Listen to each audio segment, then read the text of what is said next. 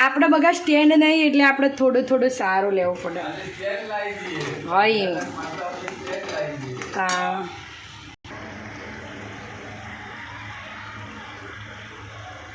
પનીર દેખાતું નહીં ઉપર પેલી ચેલા અધર જતા રહેશો તો પછી નહીં દેખાય નહીં દેખાય એ પાછું એરિયું જ દબાઈ દો જે દબાઈ હતું ને એરિયું જ દબાઈ દો હા